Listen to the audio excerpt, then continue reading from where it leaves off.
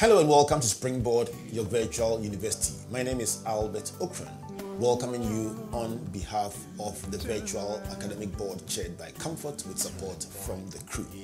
Springboard is brought to you by the Springboard Roadshow Foundation in partnership with your superstation Joy 99.7 FM. This broadcast is made possible by our team of sponsors led by MTN Pulse Just Be, UMB Bank, UMB Speed Up, DigiBank Let's Go, the Enterprise Group Enterprise Your Advantage, and Access Pension Trust, your reliable partner in pensions. Last week we began a two-part journey, curating some previous messages to bring you perspective on the year that is ahead. Last week we spoke about reinventing how to seize the initiative in an increasingly digitized world. Many of you sent your very interesting perspectives about a message shared a couple of years ago and how relevant it was or is even in a contemporary sense today. We go now back even a year further to March of 2018 to a message shared at the global convocation that I believe will be very beneficial to you. So today we are talking about the wooden horse of Troy. The wooden horse of Troy. And it's in line with the theme for that year, which is strategy, technology, and world creation. Are these familiar? Strategy, very relevant today. Technology, even more relevant today than it was 3 years ago. And world creation. Let's go through this presentation, which will touch on your market or battleground, your unique sense of value, the resources you require this year, and very importantly, how to build sustainable advantage. And all this is woven around a Greek myth or a Greek story, the ancient horse of Troy. Stay with us, please don't go away. Friends, life is a contest of ideas and solutions. Let's all say ideas. Let's all say solutions. And so in every field of endeavor, whether it is in sports, education, in business, in any field of endeavor, the individual, the company, the nation with superior solutions and the ability to flawlessly execute them would always have an advantage. Let's all say advantage. And so strategy is ultimately about positioning yourself for long-term advantage.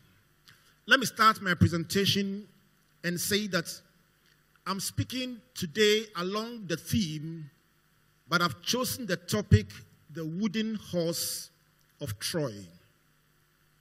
The wooden horse of Troy. The wooden horse of Troy. Whether you are an individual, a company, a not-for-profit, or a nation, there are four important questions every good strategy must address. The first one is your market or your battleground. Let's say battleground. So your market or battleground is simply, where do you want to compete? Which problem do you want to solve? What is your area of interest? Now this question or the answer to this question is the cornerstone or the anchor bolt around which your whole strategy revolves. Several other important decisions will emanate from the answer to this question. Avoid trying to be all things to all people, because you will dissipate your energies and become totally ineffective. Your strategy battleground defines what you will do and what you will not do in life. Let's all say battleground. Let's say market.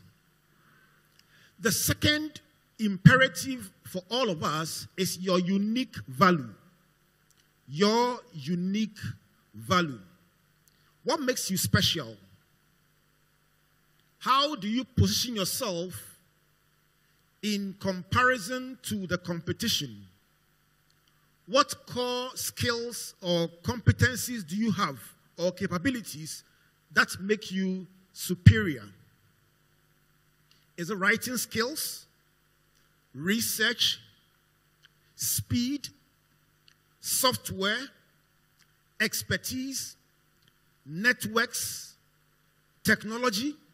Or do you have a base of loyal clients that keep coming back to you because of what you offer? What is your unique value? I look at my life and I say my unique or my battleground personally is developing people. And so I deploy knowledge-based products and services to provide hope and direction and inspiration to my target audience.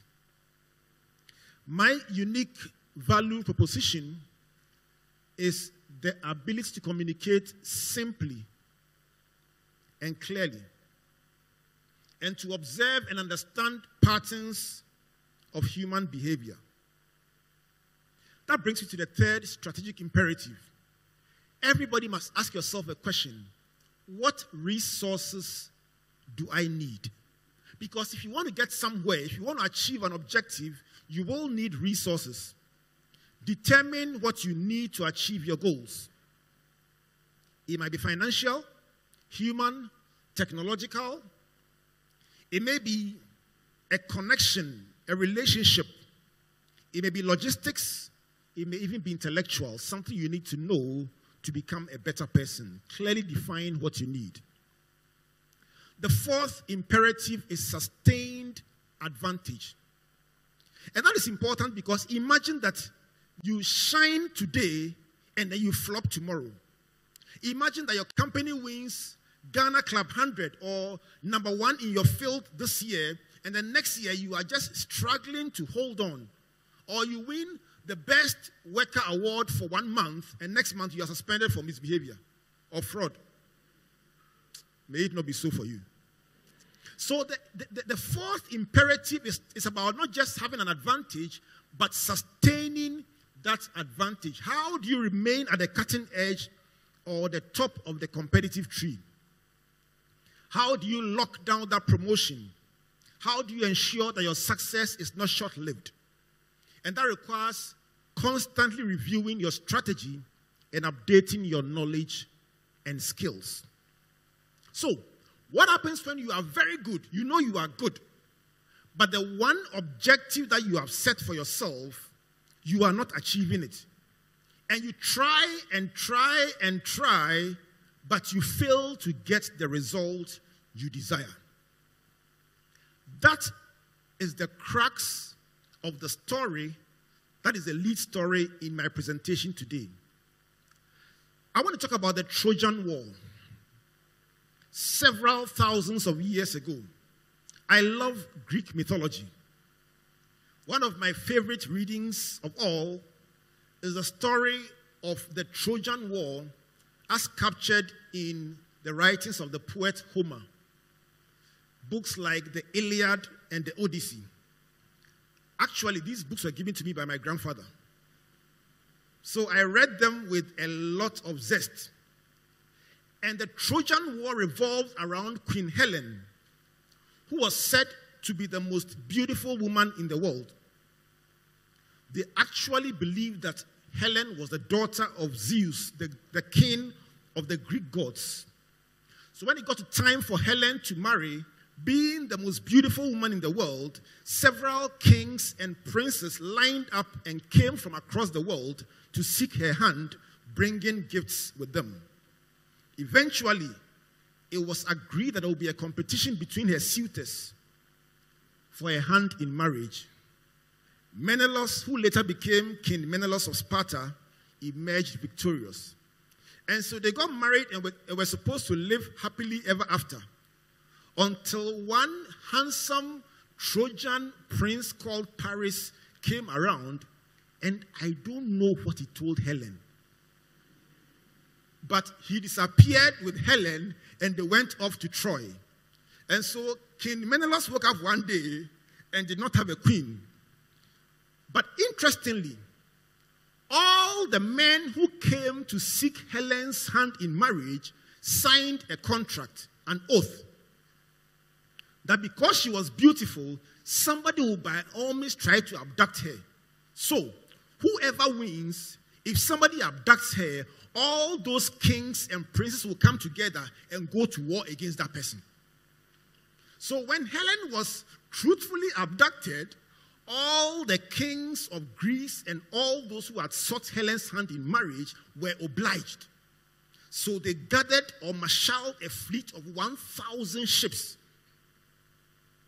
and the largest army in the world, featuring people like King Agamemnon, Odysseus, and the great Achilles. They set out to recover Helen of Troy. That was the only objective. So, strategy number 1, they sent 2 representatives. Please, go and have dialogue with them. Explain that this woman is not just our queen, but she's the most beautiful woman in the world. So please surrender her peacefully and everything will be fine. Of course, you can guess the answer. The dialogue failed. Strategy number 1 did not work. It left them with no option but to go to strategy number 2, which was all-out war. So 1,000 ships and a huge army went against the Trojans. But something happened. Troy had very well fortified walls and an equally strong army, including Paris himself, Hector, and all their soldiers. And so for 10 years, the Greeks fought against the Trojans and could not bring down Troy. Several people died in the process. The truth is, my friends, strategy number 2 did not work after 10 years. How long does it take to fight for a woman? So, at the end of the 10th year, it was decided that something superior must be deployed in terms of strategy. So Odysseus brought a very intelligent, unprecedented solution. And he described it to the generals and literally got the Greeks to build a horse that was wooden and that was hollow. And the horse was a giant horse that could conceal 30 to 40 elite soldiers in the horse, and 2 of them in the head acting as eyes. And so they built the horse in 3 days. And on the 3rd night, put the crack soldiers in the horse, burnt their tents on the beaches of Troy, and took off with their ships. Of course, the next morning, when the Trojans woke up, it was a celebration. Now you are tired. After 10 years of trying, you have given up. So the Trojans came out rejoicing and dancing. And then, guess what? The horse had wheels. So they pushed the horse into the city of Troy. And the Greeks did something even more interesting. The emblem of Troy was a horse. So it was an animal they loved and revered. So they chose right. If they had done the wooden cow of Troy, they would have left it outside. So they pushed the horse into the city. But to make it even more interesting, they were also mindful of the cultural perceptions of the Trojans. And so they wrote a note on the horse that said, as the Greeks depart, they leave this gift dedicated to the goddess Athena.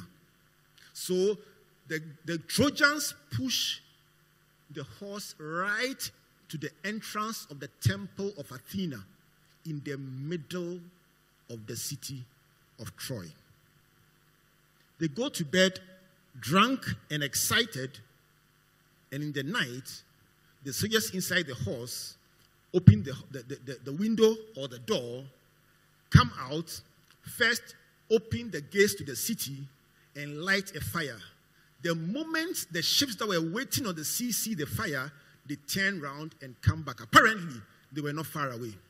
They came back 1,000 ships and set fire to the city of Troy, destroy the city, but most importantly, what was the objective? Pardon me? Helen, how can this story end without Helen? They got back Helen at great cost, but they got her back. What are the lessons from Troy as we gather in this global convocation to talk about strategy, technology, and wealth creation or advantage? What are the lessons for us? Lesson number 1. Strategy is contextual. Let's all say contextual. Strategy is contextual and dynamic. That simply means that strategy varies from person to person and from situation to situation. It is scary that what works in a particular situation can fail abysmally if repeated in a similar situation but with slightly different variables. It is clear that throughout history, these Greeks had achieved success in several wars using first dialogue and then all-out war. So, what had worked before could be assumed to be effective. But it's amazing that after 10 years of trying brute force, eventually the solution came from something in the mind that was designed and executed in 3 days. May somebody who has struggled with a particular issue for 10 years get a new understanding, a brain wave, a new way of reasoning that will unlock in 3 days what you have struggled to unlock for 10 years. Strategy is dynamic. What worked yesterday cannot work today. Don't assume that because something was done in a particular way last year, you are definite that it will work in the same way this year. If you've been unemployed, searching for business financing, trying to close a deal, launch a product, build a partnership, or a not-for-profit, and you have done it for years without success, stop blaming others and re-examine your approach. You may be working hard, but if the strategy is not right, re-examine it. In some cases, the same situation could arise twice and require a different approach. There's a biblical story about David in 2 Samuel chapter 5, when the Philistines deployed themselves against him in the valley of Rephaim. Interestingly, in the first one, he went to God and prayed, and God said, go, frontal attack, like the Greeks. So he went frontal attack and he won. After breaking through and defeating them like water, the Bible says, soon after, the same opponents, the Philistines, the same valley, Rephaim, the same army, they came there. Each of us would have said, Afa. And gone with the same brutal frontal strategy. But even if you think you are sure, pause and ask a few questions. Is the opponent wiser now than before? Have they learned from their mistake? Have they marshaled more forces? Is the market different? Is the landscape different? Even if it is one day, you may never tell. So David did his own soul searching and went to his own strategy partner, in this case God, and asked, should I go? God said, no, don't go. Hold on a second. Conventional thinking says, if it ain't broke, don't fix it. But God says, don't go. In 2 Samuel 5:23, God says, you shall not go up. Circle around behind them and come upon them in front of the mulberry trees. And it shall be that when you hear the sound of marching in the tops of the trees, then you shall advance quickly, for the Lord will go before you to strike the camp of the Philistines. And David did so as the Lord commanded him and drove the Philistines back. The lesson is simple. Two situations that are so similar. In one, the strategy was frontal attack.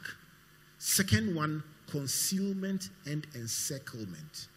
I remember a friend of mine came out with a wonderful product when we finished university. Very good confectionery product. But there were principalities in that industry. And brilliant young entrepreneur, he came out and he started giving interviews. We will take them on. The principalities and powers dealt with it very simply. They called all the major vendors and said, we have put our fridge in your place. Thou shalt not embrace any competitive product in your shop if you want us to keep supplying you. So all of a sudden, the same place that you went and they say, oh, the product is very nice. Anytime we put it on the shelf, within a few hours, it is finished. You go there and they say, oh, today we won't buy. You go to the hotel and they say, oh, the chef says we should not buy it anymore. And the guy was scratching his head because the customers say the product is good, but the outlets have blocked you. Eventually, he got the message. He was dealing with strongholds. Should he go frontal attack? No. He went into the outskirts of Accra, the semi-rural areas, and began to build his strength, and build his strength, and build his strength. When he came back into the city, he had built bargaining power, and now he could compete. May somebody struggling with competition that is far bigger and stronger than you get an idea about how to use concealment and encirclement to find your solution. Somebody say, that's me. Strategy is contextual. The second thing that is contextual is technology. Technology is contextual. Like Eli rightly said, there are several technologies out there, but not all will work for you. Don't be fascinated by the complexity of technology. You must outthink, outpace, and outwit your competition. Let's all say outthink, outpace, and outwit. The competition is fast. They are strong. You must outthink them. So, how did the Greeks get to overpower the Trojans? They didn't build a wooden elephant. They understood their culture. So they designed the technology to match the culture of the people. They also knew that if the horse must be moved, it cannot be a metal horse or a concrete horse. So the choice of material was important. Measurement. If you build the horse and it gets to the gate and the horse is too tall and cannot enter the gate, that's it. Every kind of calculation had to be done to ensure that the horse will move into the city. If you will combine strategy and technology, you must be detail-oriented. Dot the various I's and cross the various T's. The horse had to be light in order to be moved.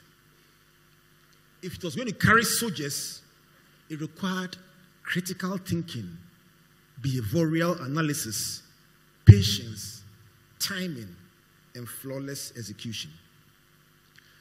Technology is not just about machines. It's about using information to design solutions and systems that give you advantage. In this book, 101 Keys to Achievement and Fulfillment, we cite a story about Jack Welch and something that he did. PK's favorite business leader. So Jack Welch was competing with Europe when he was CEO of General Electric. One day he invited his competitor to come and visit him. And when the competitor sat down, he couldn't concentrate on the conversation because lying in front of Jack Welch was a book with his logo on it and his company name on it. And the title was Alternative Strategic Plan.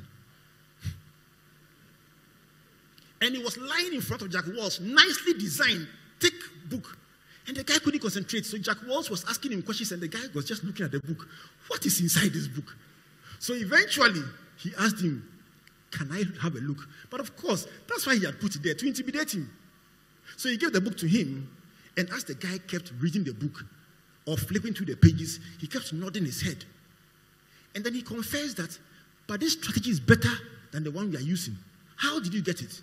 He says, I gathered a bunch of young, smart guys and used scenario modeling and simulation to determine if we were running your company, what we will do over the next 5 to 10 years. The guy just shook his head. They are running your company better than you from simulation and technology. And you are still in the corporate head office thinking that you are running it. They have a better understanding about how your business should be run. May that be somebody's story. So, as if that were not enough, it doesn't only happen in business. In 2009, the English League Cup final, which was won by Manchester United, the greatest team in the world.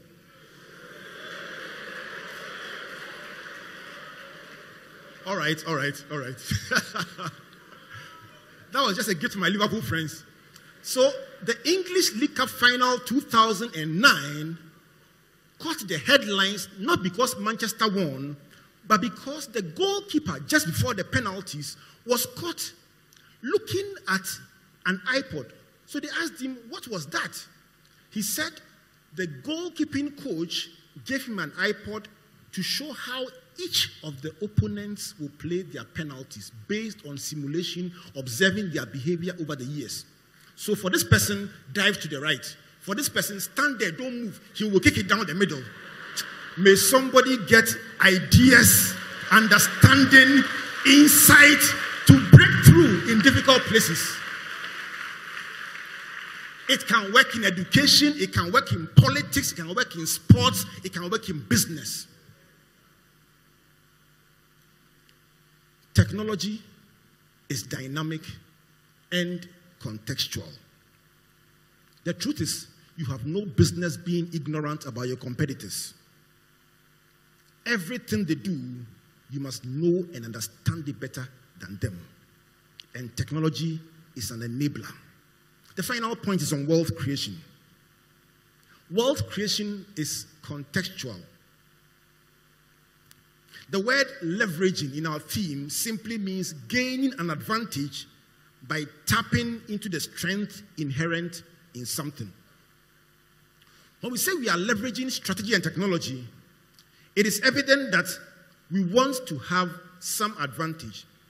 Of course, considering our African context and our Ghanaian situation, that advantage, we chose to bring it down to wealth creation.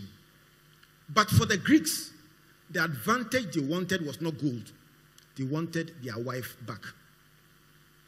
So, your combination of strategy and technology must give you an advantage that you seek, which advantage may not mean something to someone else. So the king of Sparta fought for 10 years to recover his wife. Talking about recovering his wife, I'm sure you remember that Jacob worked for 14 years for his wife. So maybe, who knows, there may be somebody here too working for a number of years to get a wife. It is in order. Whatever it is that your objective is, a combination of strategy and technology can give you an advantage. One thing stands out, my friends. Strategy is contextual, technology is contextual, and wealth creation or advantage are also contextual. Let me conclude by saying that as we gather today, it is my prayer that the thousands present here and the over a million who will watch this broadcast across the world will find this program a springboard to the realization of their most important goals and aspirations. I don't know what you are looking for. I can't tell what it is that is on your heart, but I know one thing. If you take everything that you've learned from the 3 thematic presentations and the pointers I've shared with you, one thing is certain. A year from now, 2 years from now, 5 years from now, you can never be the same. Welcome back to Springboard, your virtual university, and we just heard the thoughts shared in the year 2018, the month of March, about the wooden horse of Troy. The truth about knowledge is that it is universal and it is timeless, and some of what we shared is even more relevant today than it was at the time it was shared. Let's continue the conversation on social media, but the big thing, the big news for all of us is that your strategy and the technology that you deploy must come together to give you some sustainable advantage to make it this year, especially considering the ravages of the year 2020 and the coronavirus pandemic. Let's stay together in this conversation next week as we continue to explore how to make it in this year 2021. So we come your way again next week. My name is Albert Ocran, thanking you on behalf of Team Springboard, led by Comfort, and of course, your superstation Joy 99.7 FM. We've been sponsored by MTN Pulse Just Be, Enterprise Group, Enterprise Your Advantage, UMB Bank, UMB Speed Up, DigiBank Let's Go, and the Access Pension Trust, your reliable partner in pensions, with support from the Graphic Communications Group. So we come your way again. God bless you. God bless you. And God bless you. Good night.